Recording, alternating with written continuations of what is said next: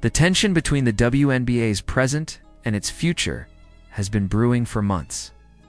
But it took a single appearance from Candace Parker to turn speculation into a full-blown confrontation. On ESPN's First Take, the three-time WNBA champion, widely regarded as one of the most intelligent, poised, and respected voices in basketball, sat across from Stephen A. Smith and delivered a message that landed like a thunderclap. This wasn't some vague diplomatic sidestep around league politics. This was direct. This was sharp. And this was exactly what so many players and fans had been waiting to hear. Parker's words cut straight to the heart of the issue: the league's leadership. Under Commissioner Kathy Engelbert has been stumbling at the very moment it should be sprinting into a new era.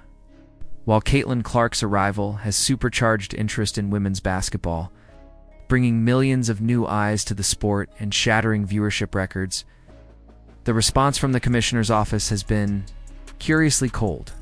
Public missteps, awkward deflections, and a failure to fully champion the league's most visible star have left many wondering whether Engelbert is truly the leader to carry the WNBA into its brightest chapter yet.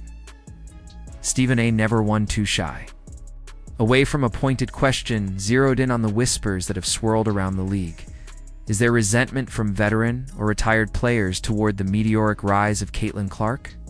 Is there a sense that the spotlight is shifting too fast, too soon? Parker didn't blink. She acknowledged the undercurrent, but instead of fanning the flames, she set the record straight with wisdom and clarity. She drew from her own experience, recalling how Cheryl Miller, pioneer of the women's game who never had a professional league to play in, chose mentorship over bitterness. Miller had supported her, cheered her on, and sat courtside for the next generation, and Parker was doing the same for Clark. That's what leadership looks like. Her point was simple, but it hit like a sledgehammer. The job of each generation is to leave the game better than they found it. And in Parker's eyes, that means celebrating, not resenting the arrival of new stars. It's a sentiment that stands in stark contrast to the recent public posture of Engelbert, whose comments about Clark have often seemed begrudging, even dismissive.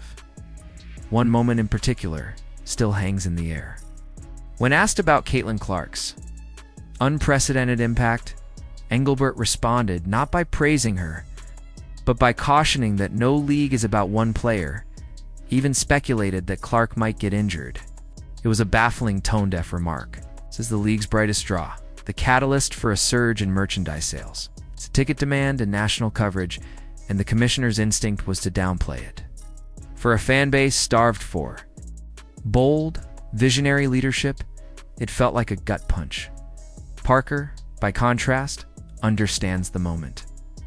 She spoke about the tangible growth of the game, the undeniable impact of television exposure, and the way the NCAA's embrace of primetime slots had proven that visibility drives engagement. She highlighted the WNBA's expansion and the business opportunities ahead, but she kept circling back to one point: the importance of focusing on basketball itself. Rivalries? They're great. Storylines? They're essential, but let them stay between the lines, built on the game's competitive fire. It's not on toxicity, race baiting, or divisive narratives. Her call was as much a cultural reset as it was a leadership philosophy. She reminded everyone that Dominique Wilkins and Dr. Dottie J didn't stew in bitterness when Michael Jordan exploded onto the scene. They recognized his impact and the way he elevated the game for everyone. The same mindset should guide the WNBA today. And then Parker did something Engelbert hasn't.